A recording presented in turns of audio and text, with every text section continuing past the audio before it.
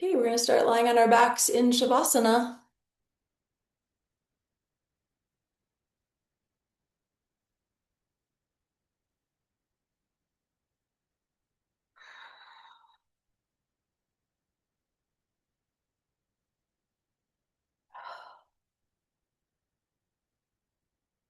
Fidget and shift a little bit as needed, and then just drop.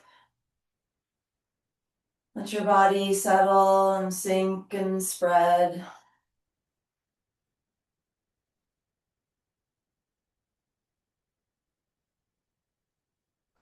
Checking in with how you've landed on the floor.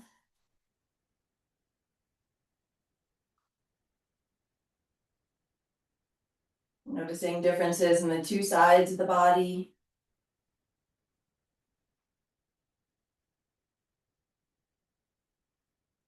Really more just to be present with what's here than to figure anything out.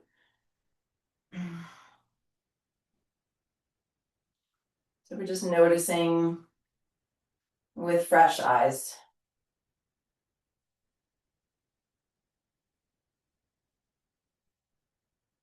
Acknowledging the temperature in the room, maybe different temperatures in different parts of the body. Acknowledging your mood, your sense of energy this morning, or whenever you're practicing.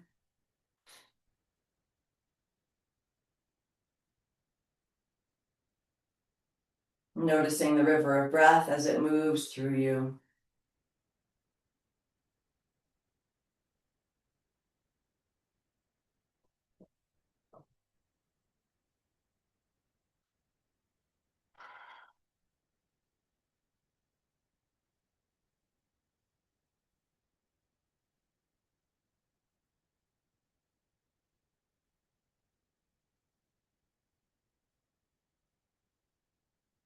And moving, in a sense, in your watching and your listening from periphery to center, from outer to inner, from gross to subtle. So as we get quieter and more still, we can notice the subtleties.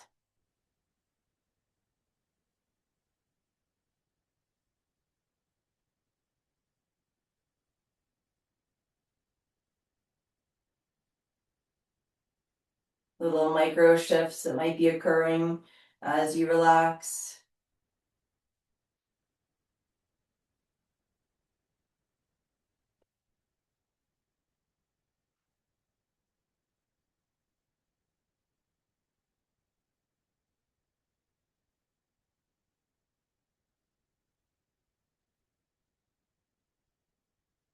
And keeping this spirit of inquiry, of awareness, of curiosity. And throughout our practice, as we begin now with our first movement inquiry, planting the feet about hips width apart. Interlace your hands right at the base of your skull. With your inhalation, press the arm bones into the floor and find a little back bend. The hips stay down. We rock toward the tailbone to create a little gap between the spine and the floor. And then as you exhale, press the lower spine down. Lift your head, curling up. Elbows open wide and root down on the inhale. Elbows squeeze together, shoulder blades peel up off the floor with the exhale. See if you can initiate the movement from your pelvis, tilting either forward or back, and then waving or undulating up the spine, just like you might do in cat-cow if you were on hands and knees.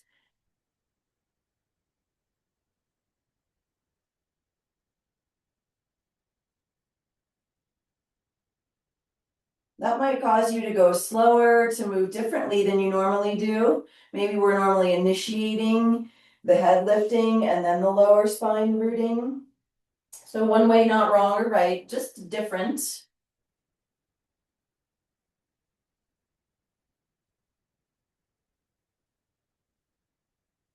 And then we'll just change it a little bit here. We're going to try to work on one side only. So it's not the diagonal that we very commonly do. We're going to try to bring both elbows toward right knee and right knee in toward both elbows. Inhaling, root the foot, arch your back, root the arms, and then exhale, bring both elbows to the left knee and left knee in on the left side.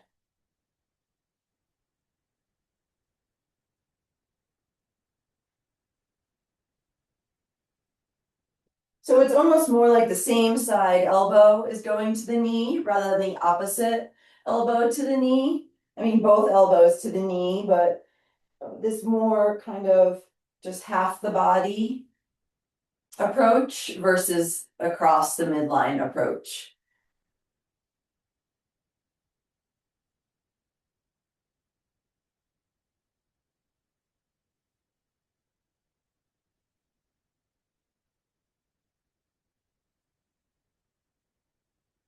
A couple more times each side. Be sure the hands haven't slid up toward the top of the head, that they're still at the base of the skull.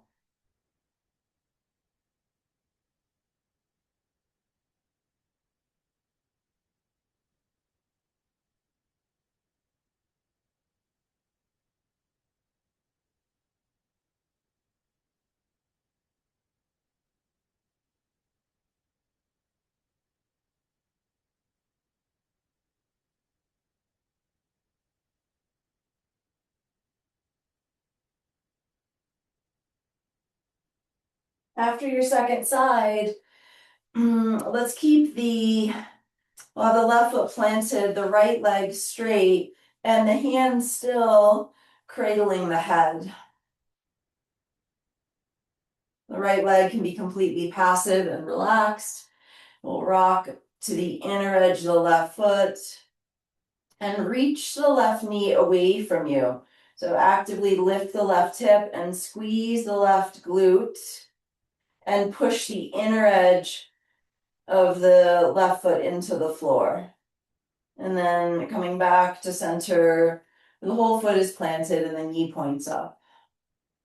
As you do this, keep the left arm down, maybe even actively press this left elbow, left shoulder down into the ground.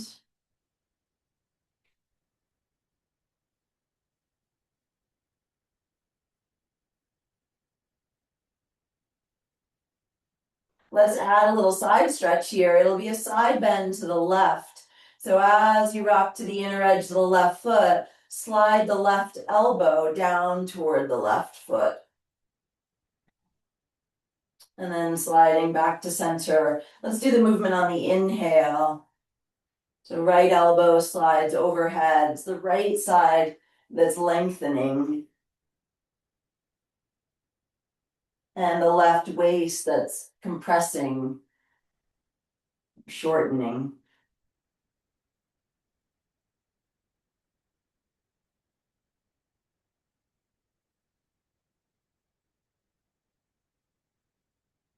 Going slow.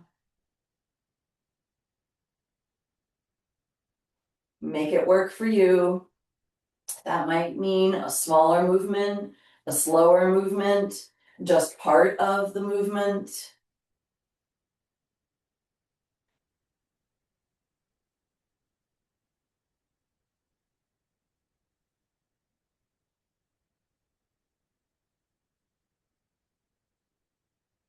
About one more time on this side.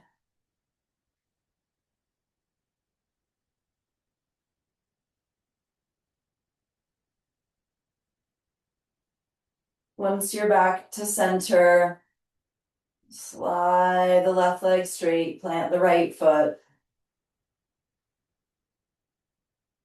Rocking now to the inner edge of the right foot. Push the inner edge of the right foot into the ground. And the knee's not coming just straight across the midline. It's reaching away from you at an angle. So this right hip is actually lifting. And part of what's creating that is the engagement of the right glutes, the right buttock muscles.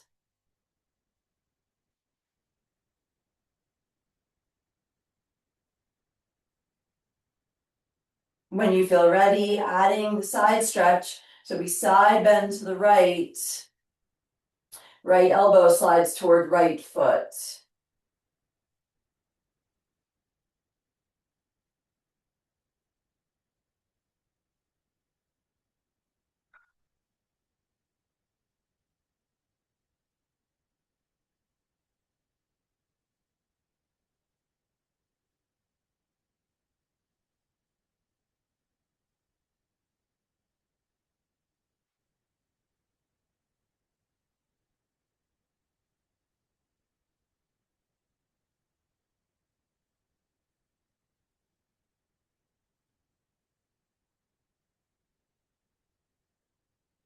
A few more times.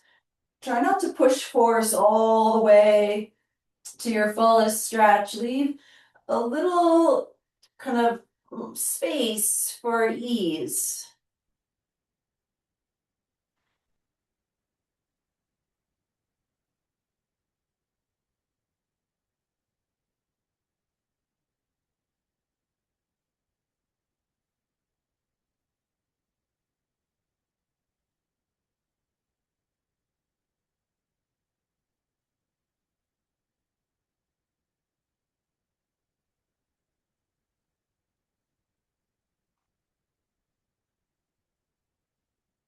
Last one on this side.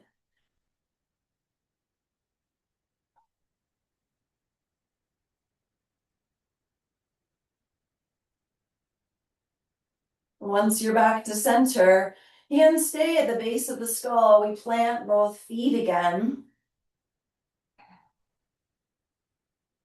And now our spinal undulation is to the diagonal. So inhaling, rock the pelvis toward the tailbone, create the gap between the lower spine and the floor. And then exhale, root through the spine, curl up, bring the elbows across the midline toward one hip. So right elbow going toward left hip. Following your breath.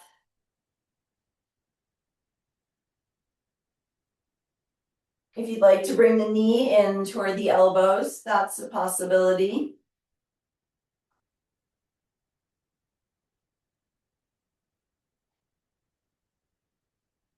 You could go way across the midline, but you could explore from barely across the midline.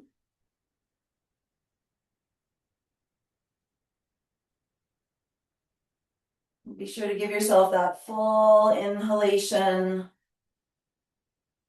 People often kind of cut that corner to get to what they think is the important part, but both shapes are important.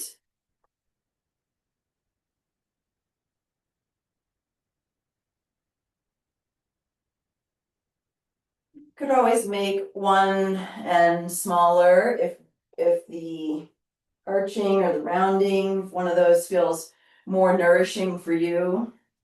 You can exaggerate that one and minimize the other.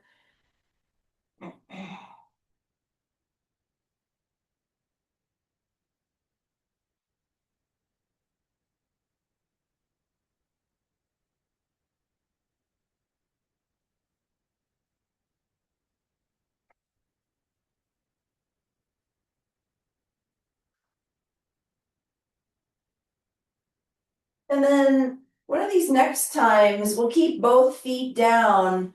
Exhale, curl up, and then stay up and tack side to side.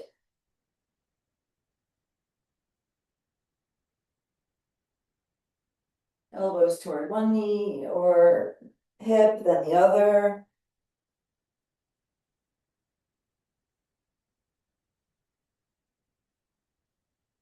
And then come down all the way down. Slide the legs out straight to Shavasana. Minimal adjustment of posture, just drop down and notice what you notice.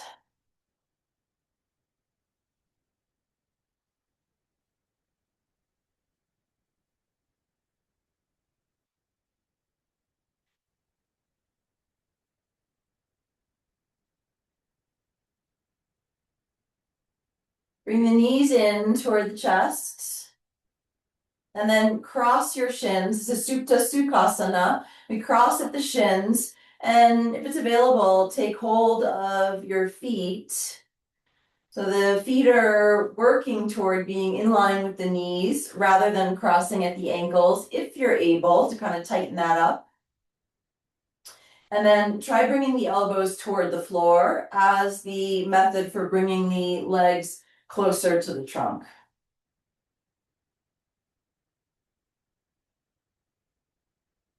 Good try. Maintaining those actions and uncurling the tailbone a little bit to create a small space between lower back and floor. So we have neutral spine. That'd be good, especially with any kind of disc issues or sciatica, or if you're just working more on having neutral spine, neutral pelvis.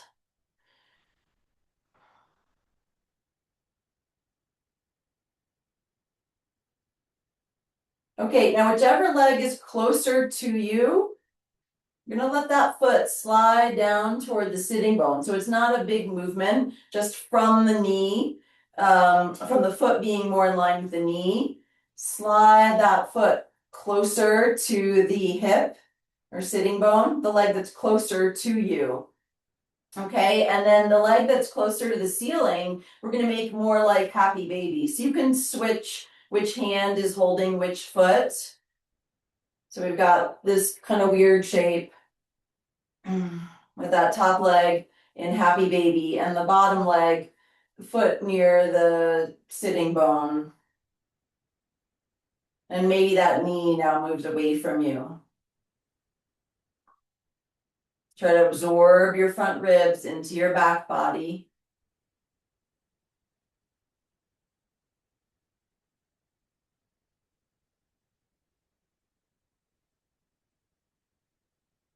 Breathe into the back ribs especially.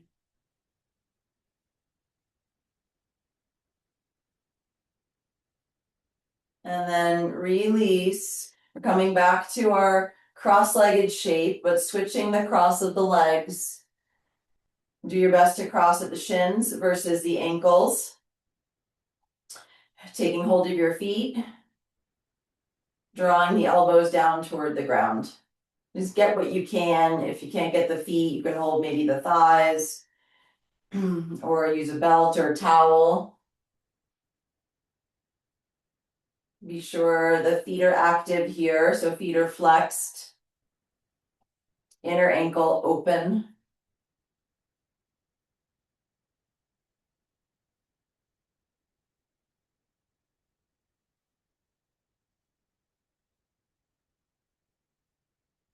And then the leg that's on the bottom, the leg that's closer to you, just let that foot slide down more to the sitting bone. Not a big move, not critical at all. And then the leg that's on top, closer to the ceiling, can come into happy baby. So you can switch which hand is holding which foot. That's going to make more sense probably.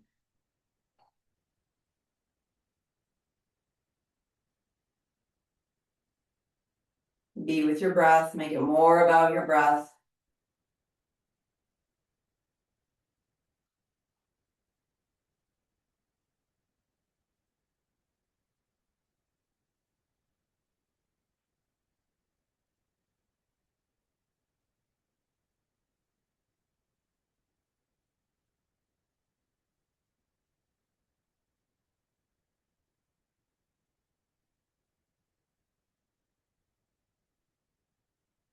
And then release all together, returning to Shavasana. What's here now?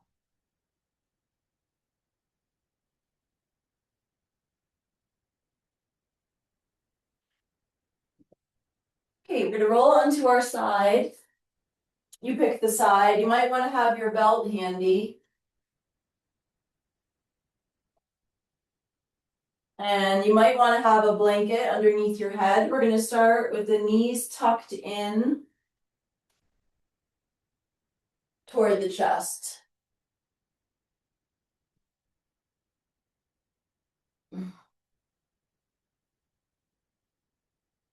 Okay, so we're on our side, the knees are tucked in toward the chest, and then we're going to straighten the top leg out in front. Let's keep the leg parallel to the floor rather than bringing the foot down to the ground, particularly if you have any disc issues, any sciatica, any SI instability, and maybe use the belt. You could hold your foot, some of you. Or you could use the belt to make the connection. And if it's like just kind of uncomfortable to have the leg parallel, you can put a block underneath your foot. So there's a little sense of more ease here. Okay, so let's be active here through this top leg. The knee could be bent, foot is flexed, pushing out through the heel. So you could hold with either or both hands at this point. That'll change in a moment. Just opening up to some degree this back seam of the leg. And let's try to have the thighs stacked. So that might mean tucking the bottom leg in a little bit more so the thighs are parallel.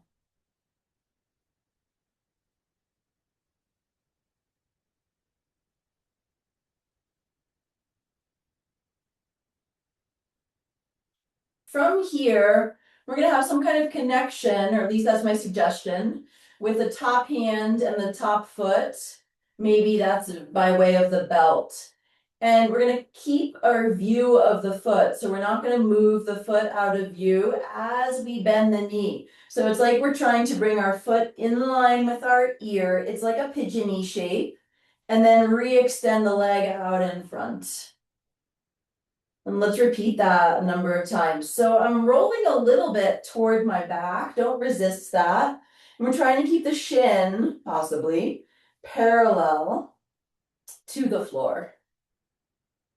The foot staying out in front of you. Sometimes I see people just like bend the knee and bring the foot toward the sitting bone. That's not what I'm suggesting. Totally different. Of course, you could if that's what your body needs. There's always that invitation, often unspoken. The head can just roll here.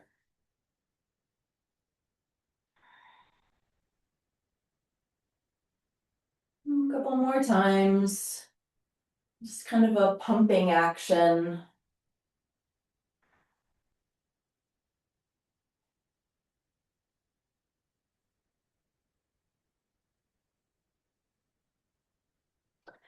And then the next time the leg is straight out in front of you, we'll straighten the bottom leg as well. So you don't need the block anymore because now the top leg can rest on the bottom leg. It's really just for a moment anyway. So legs are straight or straightish out in front of you. And from here, we're going to create that same shape with the top leg, but let's have the connection with the bottom hand. It might be by way of the belt again, right? So we're drawing back and the bottom hand is helping to create that shape. So I personally have my upper arm resting on the ground, my elbow is bent, and then we're opening to a twist. So top arm opening out to a T in this weird twisting pigeon supine pigeon variation. And you can stay here if that feels right for you. So this, what was the top arm is kind of back behind you. The top leg is in the pigeon shape. The bottom leg is stretched out in front of you. And if there's a variation that you feel called to, like if you want to do it a little differently, by all means, do it a little differently. You'll feel the sensation where the body is most restricted. For me, that's like my right side of the lower back down to the sacrum.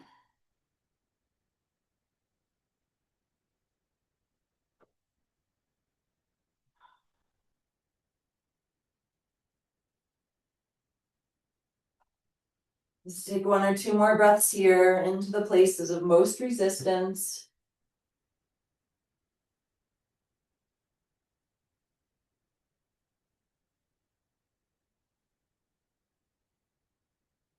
And then just rewind. So you're back on your side with both legs extended out in front. And now maybe folding the upper body a little closer to the lower body. So you can take the belt over both feet perhaps, or hands over both feet in this side lying forward fold. Be sure the head is supported, whether it's on the arm or a pillow or a blanket, that it's not hanging in space.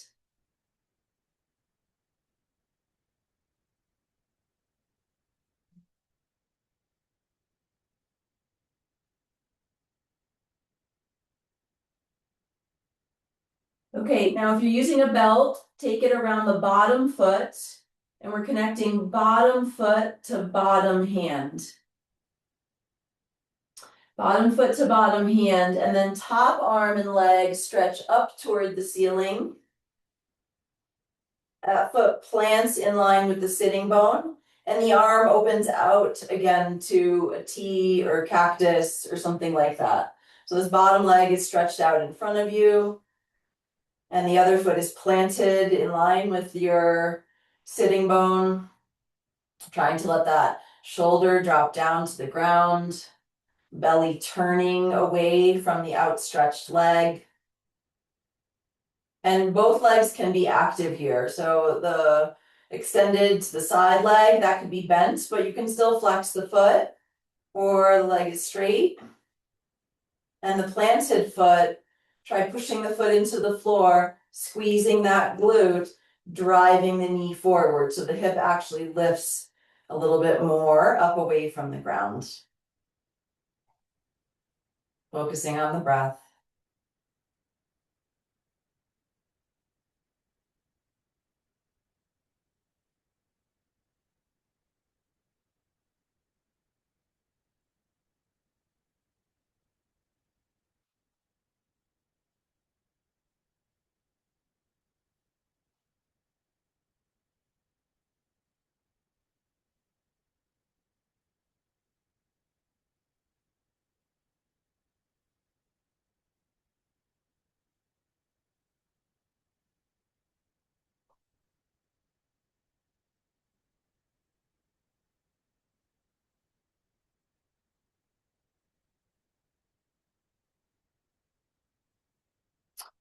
Gradually, you can bend that outstretched leg and roll onto your side.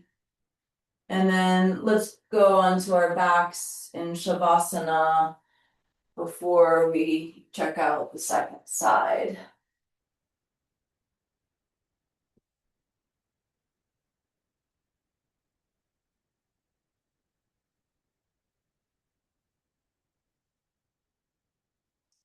Noticing, observing, letting be.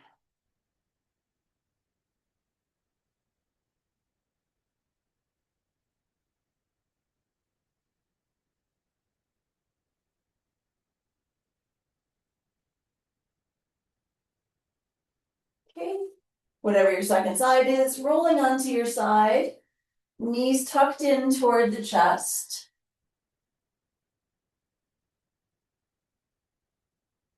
You might have something under your head here initially. You might have your block handy, belt handy.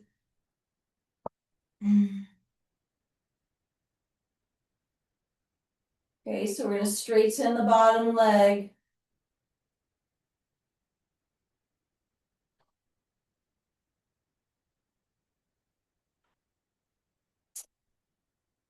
I think it was the top leg you straightened actually. Yep, so top leg straightened out in front of you.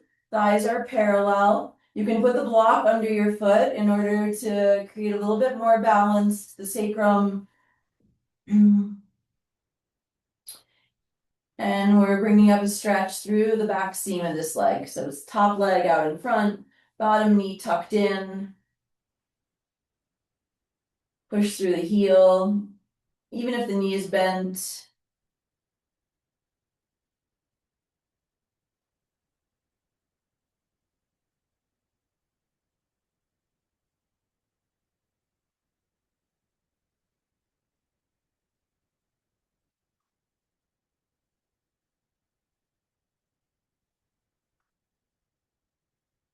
Okay, and then connecting top hand to top foot, possibly with your belt or scarf, towel, whatever you've got at home.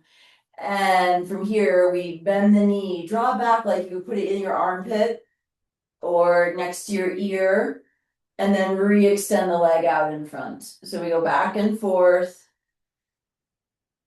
You can maintain your view of the foot out in front of you as best you can, and keeping the shin relatively parallel to the floor.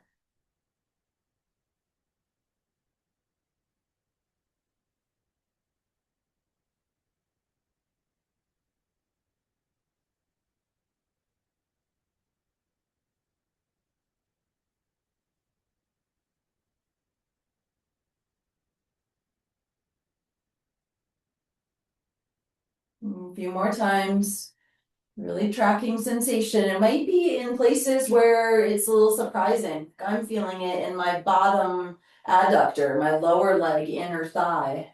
Isn't that interesting?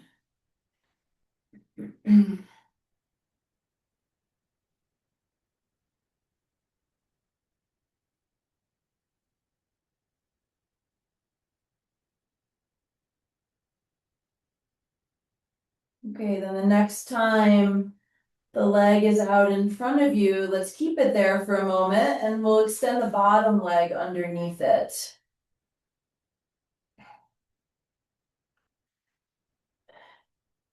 And now we'll take a hold or make the connection of top leg with bottom hand to, again, kind of draw the bow, same pigeony shape we've been working with. And then that arm opens out.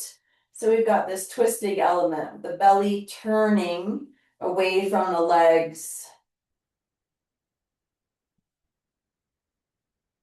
And you might have your upper arm on the floor and the elbow bent as a way to support this top foot. Or find the configuration that works for you.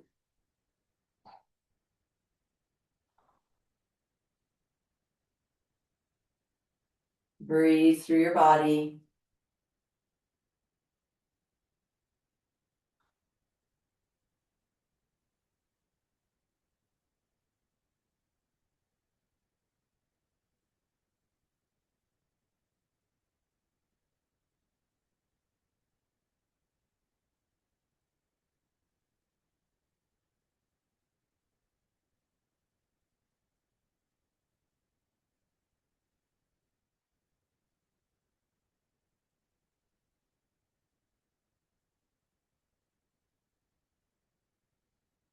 Re-extend the top leg out in front, rolling onto your side again.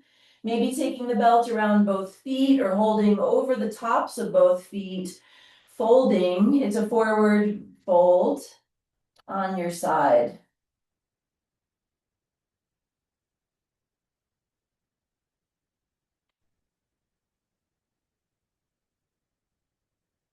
The feet are flexed. You can push through your heels and your toe mounds and resist with your hands or the belt.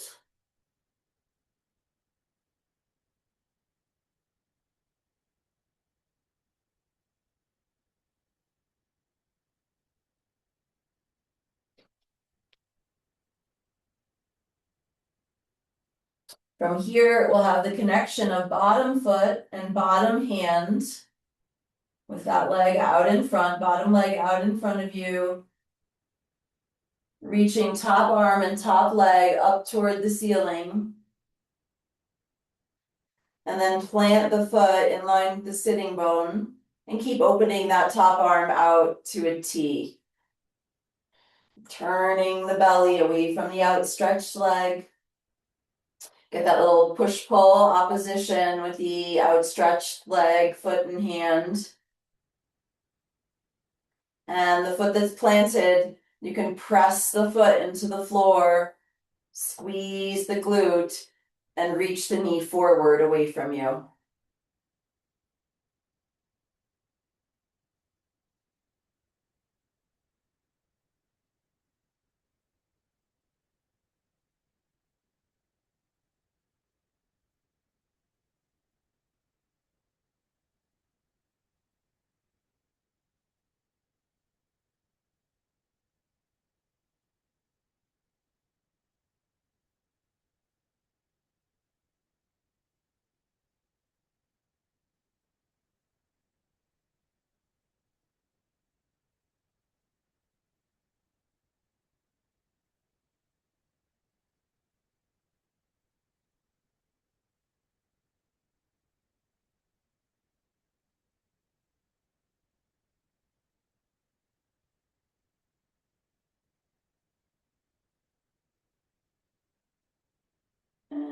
And then eventually take your time here, release however you want onto your back again, just slow.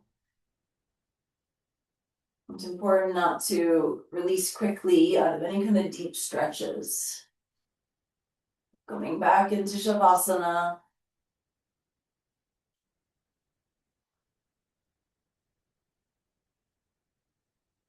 Watching and listening inwardly.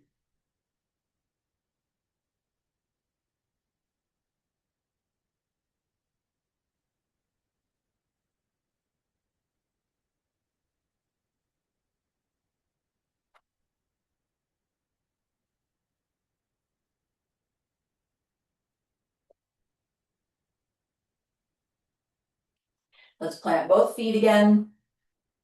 Interlace the hands underneath the head, the base of the skull. This will be a symmetrical spinal undulation with knees and elbows both moving. So inhaling, find your back bend, and then exhale, knees and elbows in toward each other. Take your time. Let the breath guide the movement.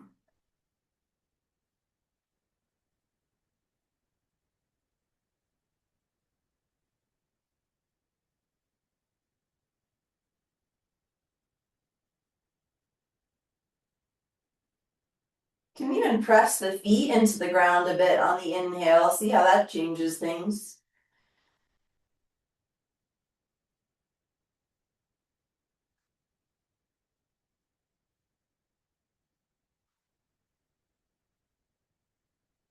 So last couple of rounds. Let's pause with the exhale. Exhaling all the way. Drawing the ribs in toward the midline. Drawing the ribs down toward the ground. Drawing the ribs down toward the waist. And then one more time. Finding the back bend. And exhale, curling in. Ribs in, ribs down, ribs back. And land the feet, land the head. We'll keep the head down. And bring the knees in toward the chest. You decide if you want the hands to help or not.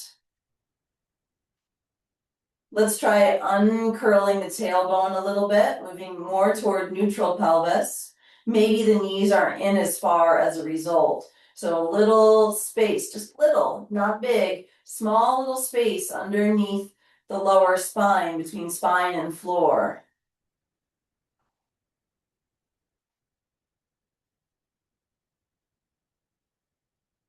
And then from here, keep your feet together, inner edges of feet together, but open the knees apart. So we're kind of in this malasana, this yogi squat shape.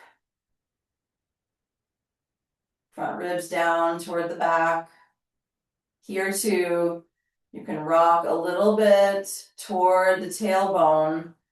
Make a small gap between lower spine and floor. Maybe holding the feet. It's almost like it's becoming more like a Baddha Konasana in the air.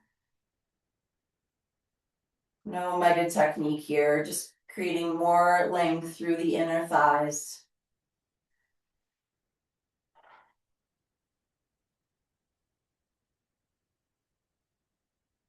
And then release. And from here, if you can stay down and grab a block and slide it down so it'll be underneath your foot rather than getting up. See if you can just do that. And get a block on the low setting so that when you straighten your leg, your heel is on the block. Either leg, doesn't matter. And then just leave the block there, but plant the foot. So that foot stays planted, the one where the block is, and then we'll take the other leg into happy baby.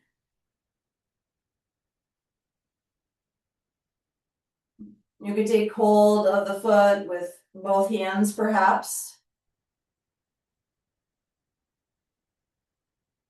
Here too, let's continue with this little experiment of coming into a more neutral pelvis. So uncurling the tailbone, making a little gap between the lower spine and the floor. So the hip has to do the happy baby on its own without the help of the spine.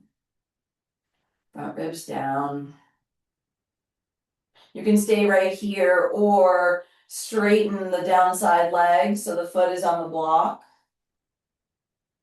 And energize that leg. So push through the heel, try squeezing that glute, the hips in extension a little bit here, perhaps.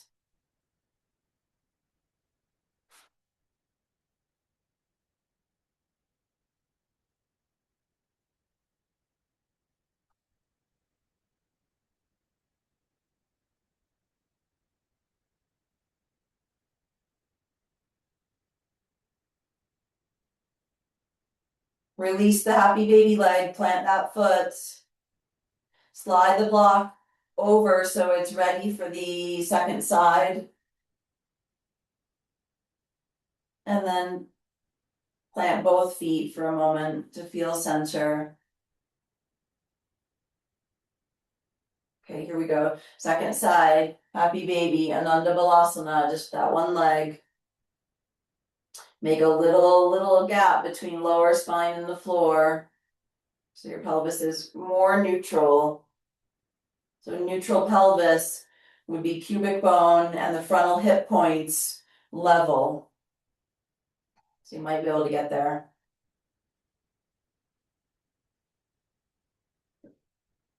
Training, teaching the body that the hips and the spine can do their own thing. They're not always moving all together. This other foot can stay planted or straighten the leg so the heel is on the block. That leg is active. Push through the heel, squeeze the glute muscle. Breathe into your back.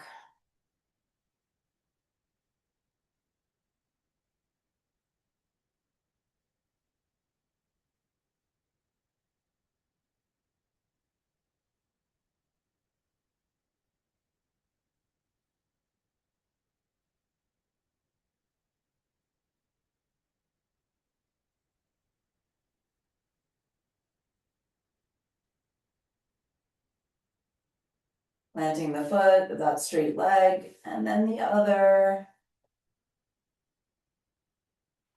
And from here, we'll grab our belt.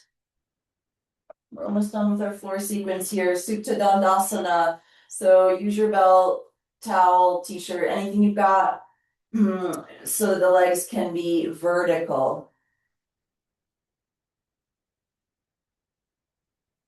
The belts around the heels, or the toe mounds. Get a little push-pull opposition. Might try toe mounds. If you always do heels, push through the toe mounds and resist with the belt, just moderately.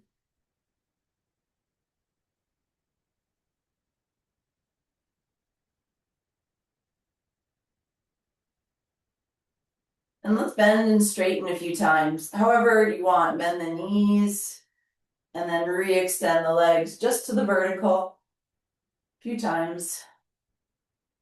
Maybe the legs aren't getting fully straight, that's okay.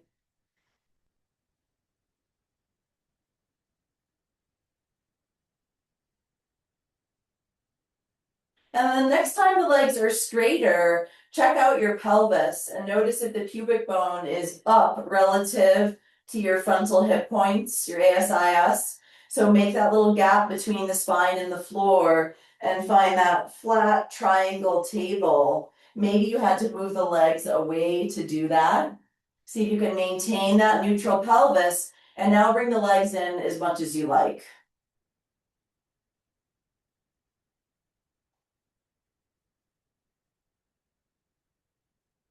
Keep that little space between the lower back and the floor. Front ribs drawing down if they're flaring up.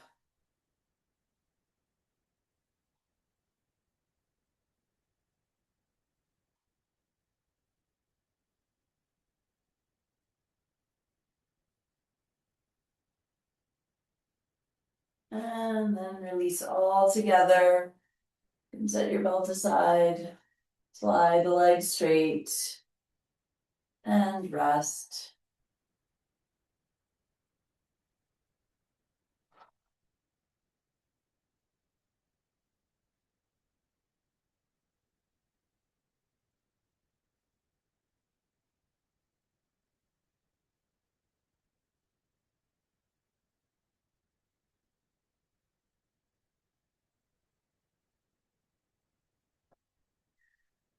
Okay, moving on to the more dynamic, engaged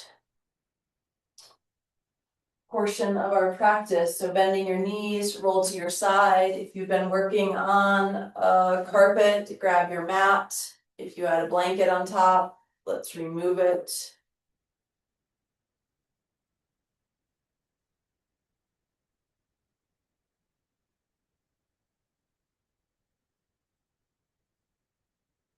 You can position one, maybe two blocks at the foot edge of your mat, low wide setting. So this is going to be for heels to go up and down dog. So if it doesn't feel good for you to have your feet together in down dog, then place both blocks end to end, lowest setting, so your feet can be wider apart.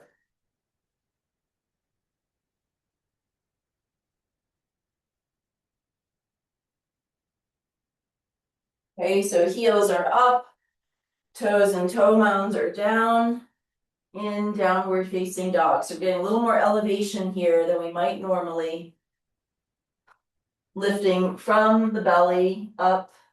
Try not to sink into the shoulders. So really push the floor away and even lift the whole unit of the shoulder girdle up a little bit away from the floor. Dialing the hands outward. Feel what that does in the shoulder blades. You can let your head go here.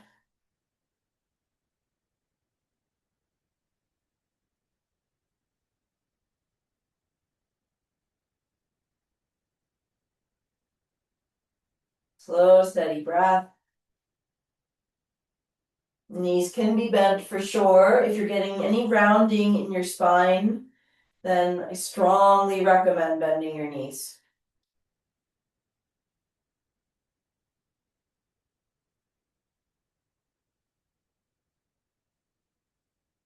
Okay, ease the knees all the way down to the ground. We're going to take one block, low setting, in all fours. Let's place the block underneath the left knee. So we're in this all fours shape. You can have your right knee down as well. Right knee is on the ground, left knee is on the block. So we're kind of offset here. Probably feels a little weird. Okay, so knees or hips width apart. You can have your toes down, hands shoulder width apart. Screwing the hands into the floor. Just a slight softening of the chest here. And then we're gonna, so the one knee staying on the block, the other knee lifting away from the floor until the pelvis is level, and then lowering back down. Be sure knees are hip width apart and maybe a little bit inward, a little shied in from the hips. Definitely not back behind the hips. So a little lift and lower. Try to keep the back of your head in line with your sacrum. I know it's probably tempting to look down at the knee and thus drop the head, but if you want to look, see if you can just look with your eyes rather than dropping the head.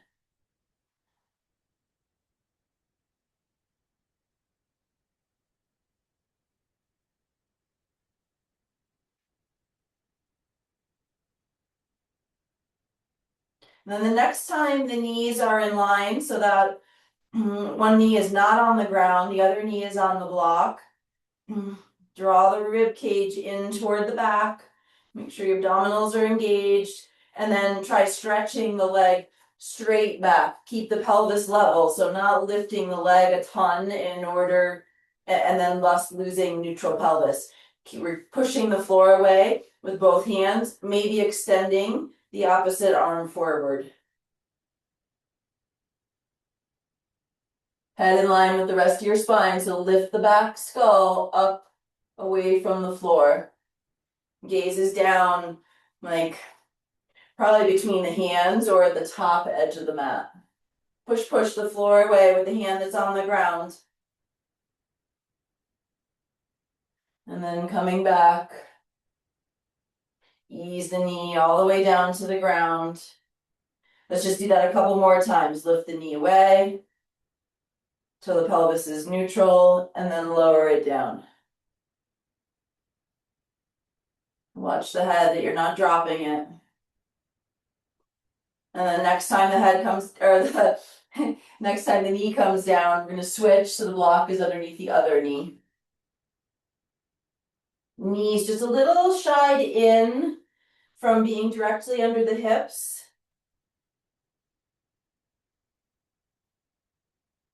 Push the floor away. Dial the hands outward, just slightly soften between the shoulder blades. Toes can be down here. We're lifting the knee that's not on the block until it's in line with the knee that's on the block, and then lowering it back down.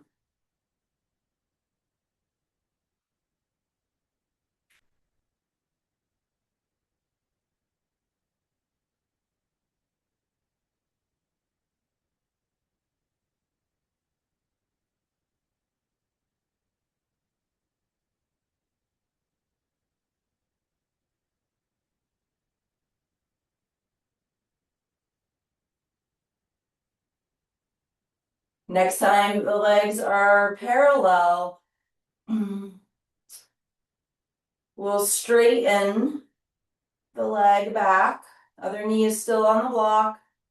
Just kind of reconfirm your engagement through your arms, through your hands. Pelvis is level, maybe stretching the other arm forward.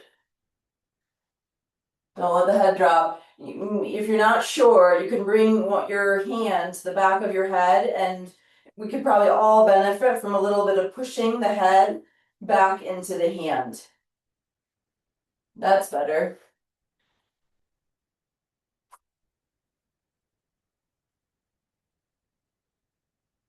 Abdominals are engaged here, really drawing inward through the belly and through the front ribs.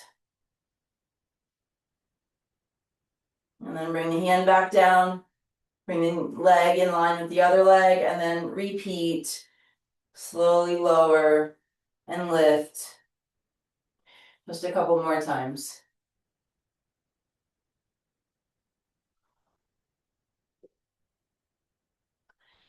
Okay, and then the next time the knee comes down, you can set the block aside. You can just sit back onto your heels if you want for a second and roll or shake out the wrists.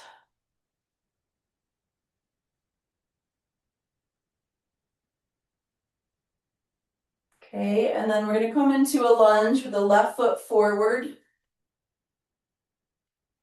So let's just start in this low lunge with the back knee directly beneath the hip. We're dragging this back foot back, or front foot back. It's the scissoring action. So the legs are scissoring toward each other. Really fire up your back glute. Head in line with the spine.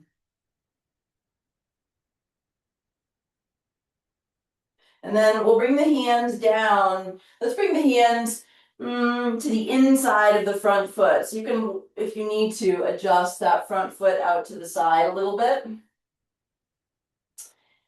And then stretch your inner arm forward. So inner arm stretching forward, you can kind of tense the fingers.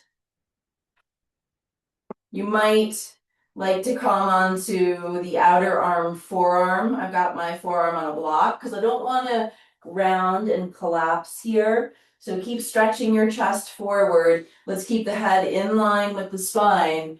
And if you can, maintain that dragging back action of the front foot. It's a little weird. Mm-hmm.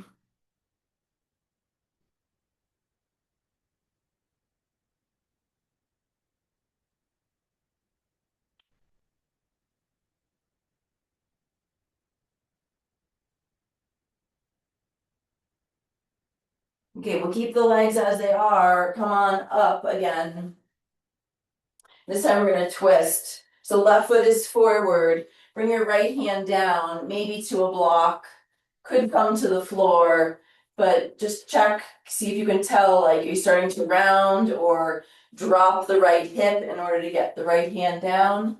Then I would use a block. Turn around just so that I'm still facing you. We're gonna add a twist here. So left hand to the left thigh. I like the fingers turning inward here. Drag the front foot back and fire up this back glute. See if you can keep the pelvis still and turn through your spine and through your ribs. So you might not get as far as you normally would in a twist. That's okay.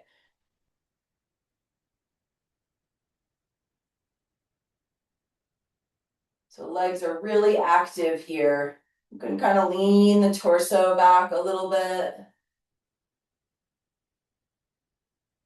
Gaze can be down at the ground. That might be nice for the neck.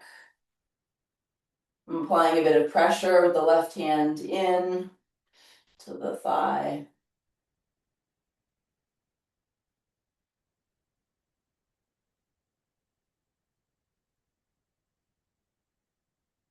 And then gently unwind. Let's step switch. So right foot is forward. Left knee is directly underneath the left hip in this kind of 90-90 lunge. Front foot is dragging back. Back glute is engaged. And we're just standing up tall here. Really working this scissoring action of the legs.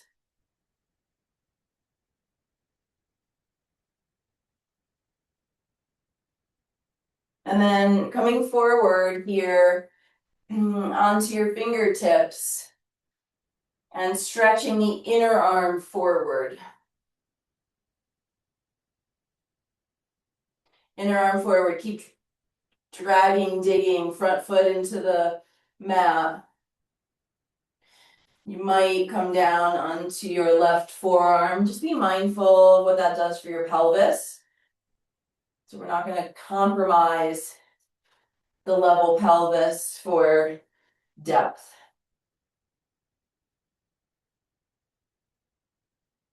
Try to keep the back of the head in line with the sacrum.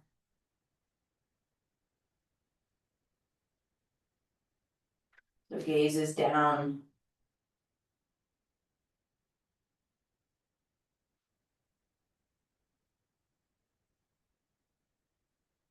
This one's a little awkward. Make it work for you if it's not working like this. You can always use more props, make slight adjustments.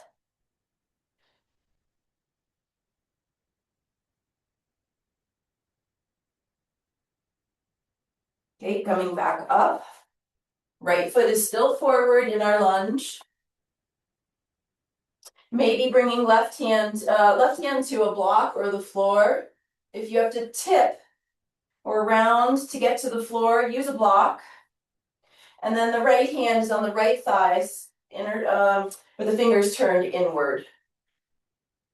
Reaffirm, recommit to this front foot dragging back and the back glute engaged. See if you can keep all that kind of containment and stillness of the pelvis, and then turn. Twisting happens through the spine, not the hips here. Turning through the spine, feel the rib cage rotate. You can lean back a little bit to the left into the left hand, maybe looking down.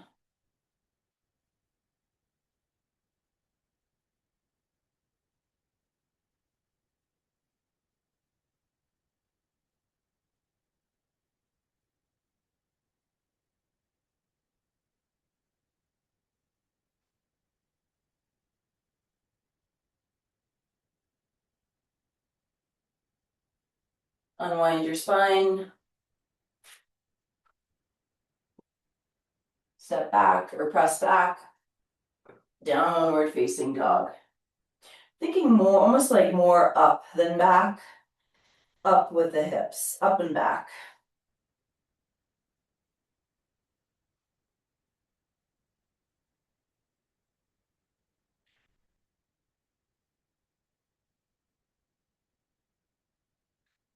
Okay, we're gonna do a little down dog plank flow.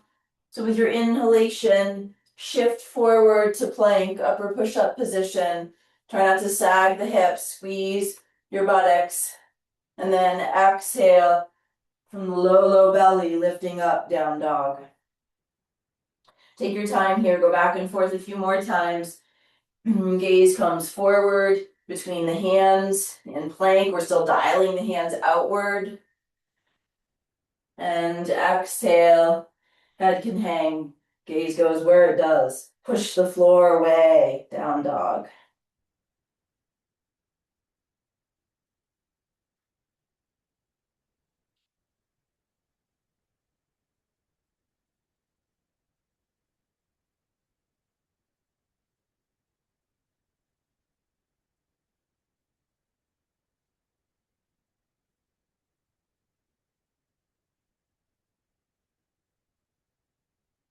About one more time.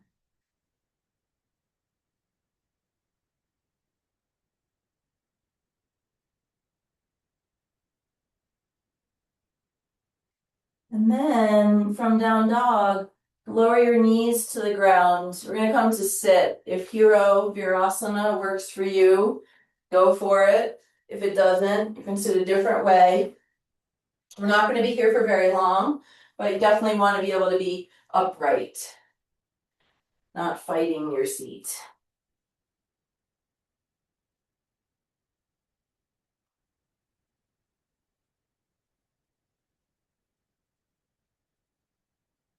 Okay, interlace your hands behind you.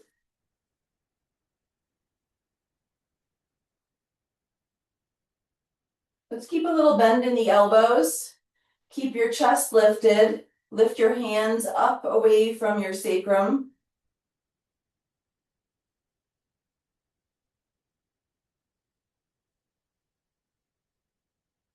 Go slow here. It might take several breaths to find your comfortable end range. Draw the shoulder blades down the back.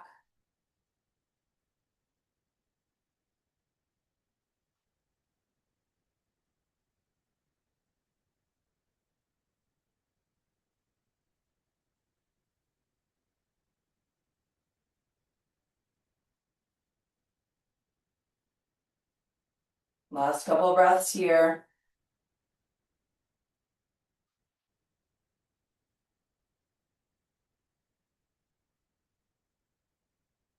Slowly release. We're going to come into pigeon. So you can bring your left leg forward, knee in line with left hand, foot in line with right hand. Even if the foot glides more back toward the hip. Okay, if you need support to keep your hips level, you can place a blanket or something underneath your front sitting bone and thigh. Let's draw the bottom of the rib cage, let's draw the front ribs toward the back body and sort of active here. So I'm not trying to be totally upright and find a back bend. Let's not do that, but we're hinged forward. So hands are probably out in front of you here. Back glute on, the hip is in extension, so we want to help that by squeezing the right buttock if your left leg is forward. And just like in our lunge, we can get a little bit of this dragging back action with this left knee. So like the scissoring of the hips that we do in lunge, available here too. You can stay right here or make it a little bit more dynamic, a little bit harder. So we're going to keep the head in line with the sacrum. So we're not dropping the head or rounding it all. Chest is staying lifted. hinging forward, and then push the left leg into the ground to come back up. Try that a few more times. You can have tented fingers if you're able to do it more with your legs. So you might need your hands to help, but really push the left leg into the ground to rise back up. Notice if you forgot to, if your right glute went to sleep here like mine did, wake it up. Couple more times here.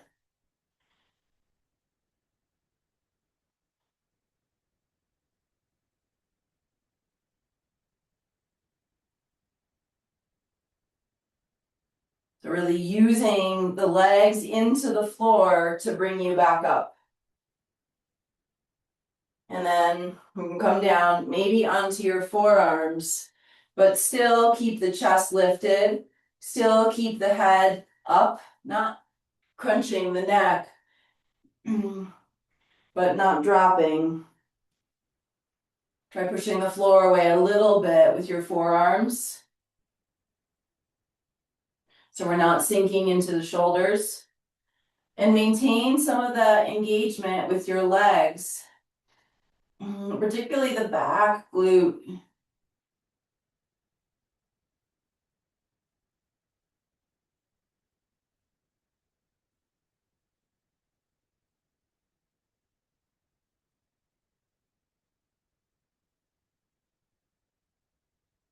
Okay, and then slowly and carefully easing out, maybe pressing back into down dog between sides. You could do child's pose if you prefer.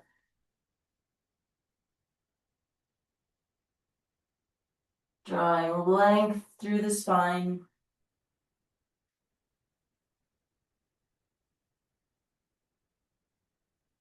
And then when you're ready, bring the knees down. Second side for our pigeon, right leg forward. So the knee up toward the right hand and the right foot in line with, but not necessarily up at the left hand. See what works for your knee, see what works for your hips. We want to try to keep the hips level unless that's causing you pain, in which case you can shift more off to the side. But if you're able, we're staying level, you can use pillow or blankets to help create that. Okay, left glute squeezing. And a little bit of a dragging back action could come from the knee or the hip. It's the right side dragging back, the scissoring action to the hips. Not trying to get totally upright and thus in a back bend. So that is going to depend on your hip flexor mobility. Some of you can be more upright without arching.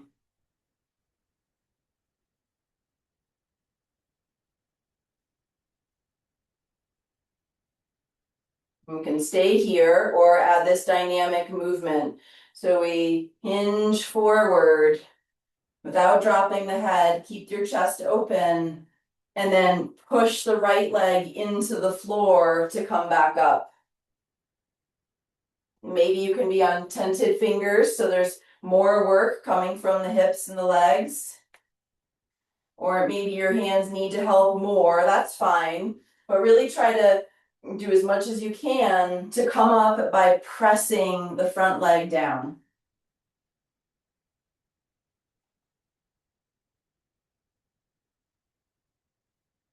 It's definitely work. It's not that like yummy, I'm gonna just melt into the floor pigeon, but it's fantastic for hip stability. One more time.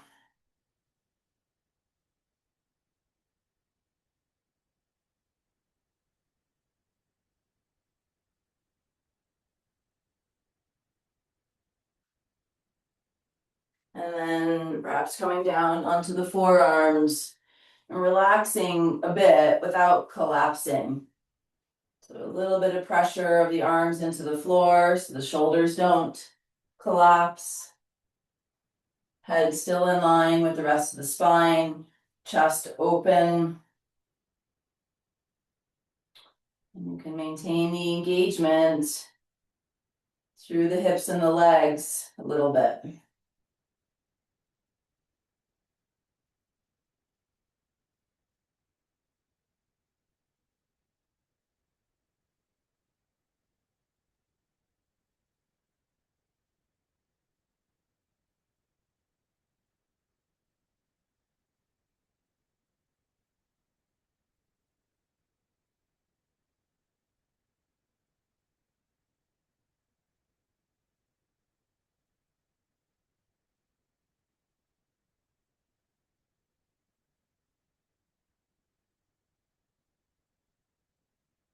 Okay, slowly, with intention, with care, and a touching down dog.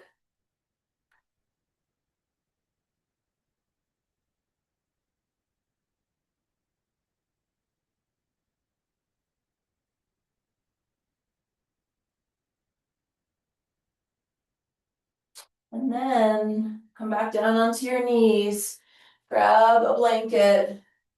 We're gonna roll the blanket into a noodle. The thicker the noodle, the more sensation. I'm personally gonna go smaller. So something like this. This is for child's pose. So we're gonna place the blanket roll deep into the hip crease.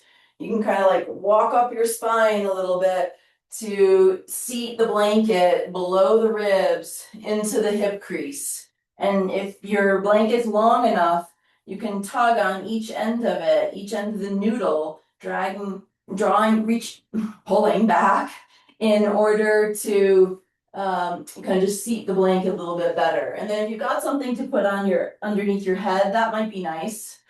So we're in child's pose here. And then the work is to not work, to soften and allow the body to really receive the blanket instead of resisting it.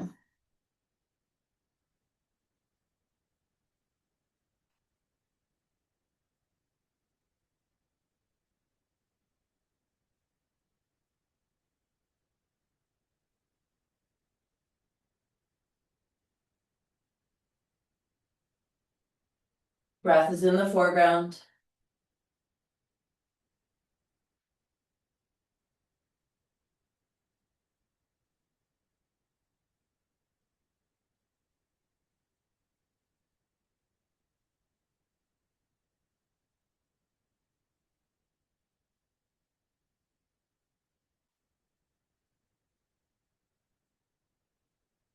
We'll be here for about a half minute more.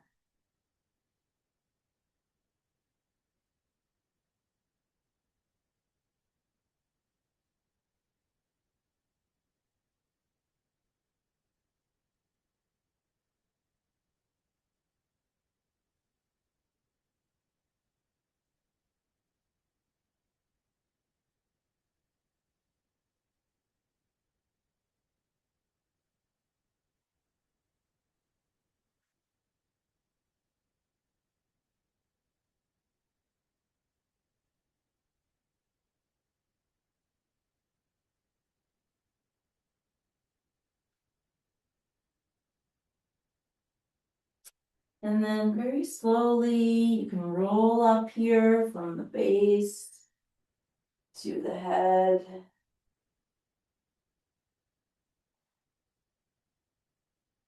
Okay, we're gonna come into a wide-legged seat.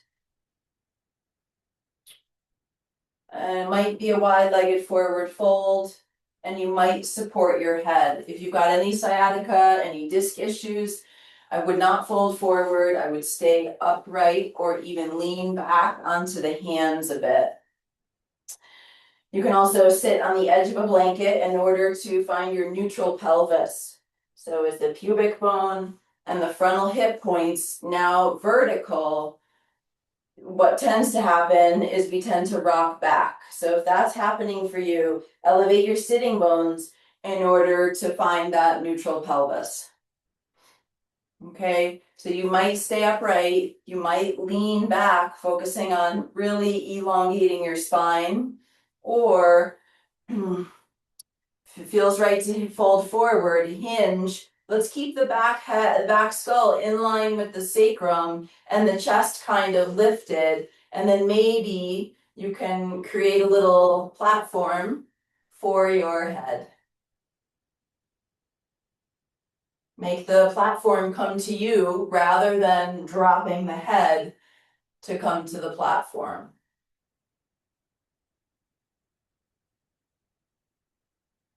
Let's keep legs active here. Push out through the heels. You can press thighs down or have knees bent.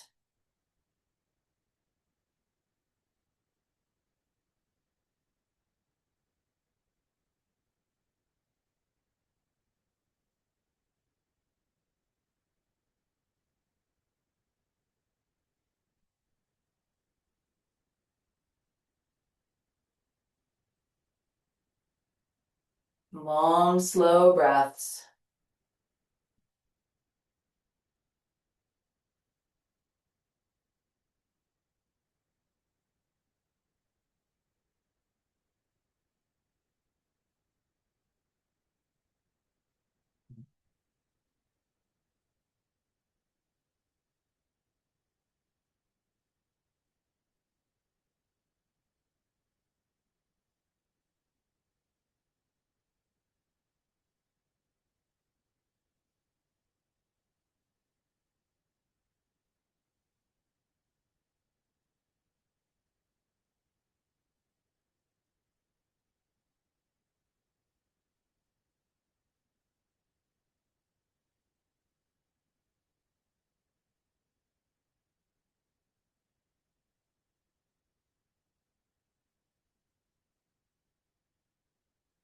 Slowly press the legs down to rise up.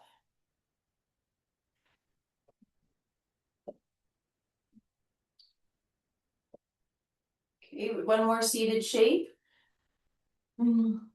So we'll have the legs about mat width apart, your narrow mat dimensions.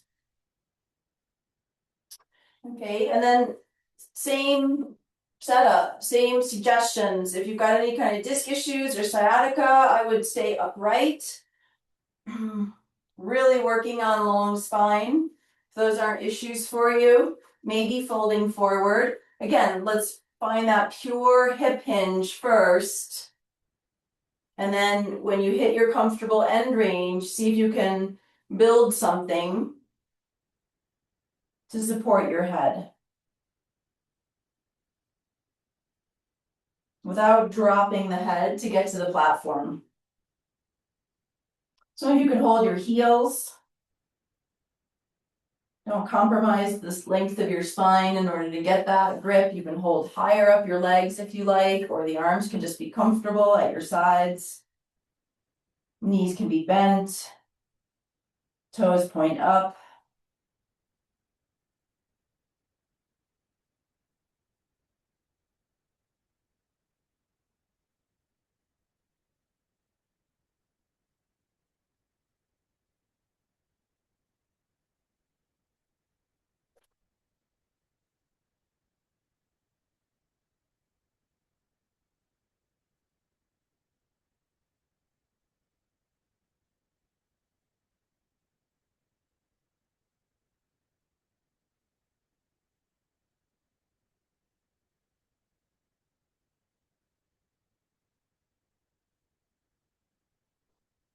Slowly rooting through your legs to rise up. Great. And then from here, we're going to come into a supported bridge. So if you've been working with your bolster, you want to use it, you can, or lying on your back, having your block nearby. If you're using your bolster, place it first, and then lie on your back, then lie back. So the pelvis is supported by your block or bolster, and the lower back is not. There's air between the lower back and the floor. You can keep your feet planted or extend the legs with the heels on the ground. Keep the toes and the knees pointing up so we're not just totally letting go here. Maybe holding your elbows up around your head. Could do the arm variation and keep feet planted, so it's not all or nothing. You can find the variation that works for you.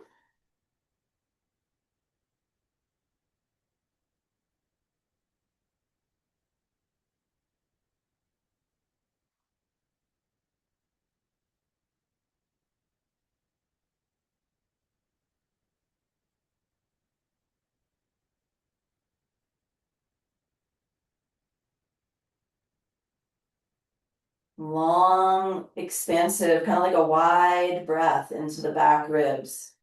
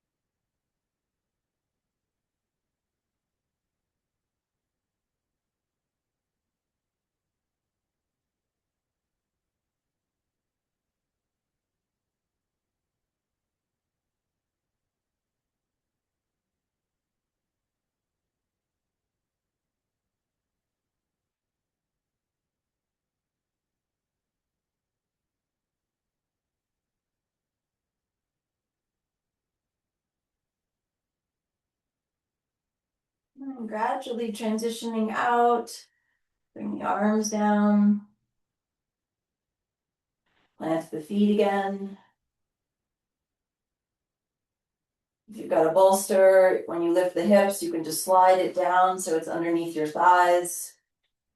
Or if you're working with a block, setting it aside, finding your shape for Shavasana.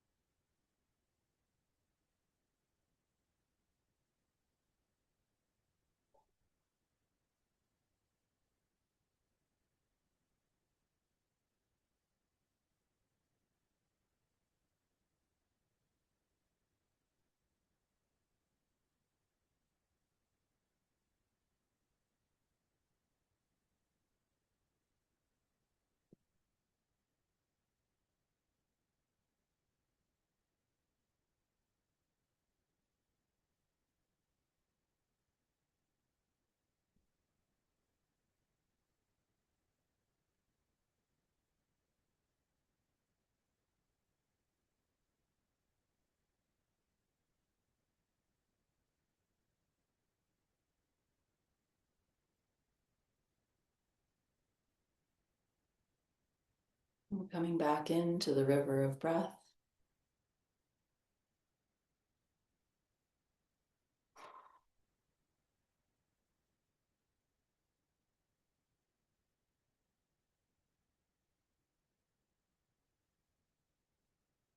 Coming back into your body, maybe finding some small movements.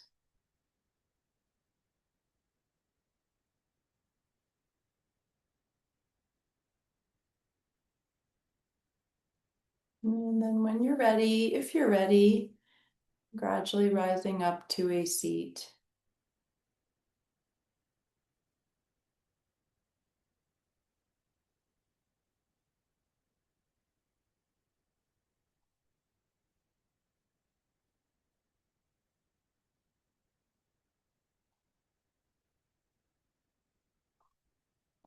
Om Shanti, Shanti, Shanti. Thank you. Namaste.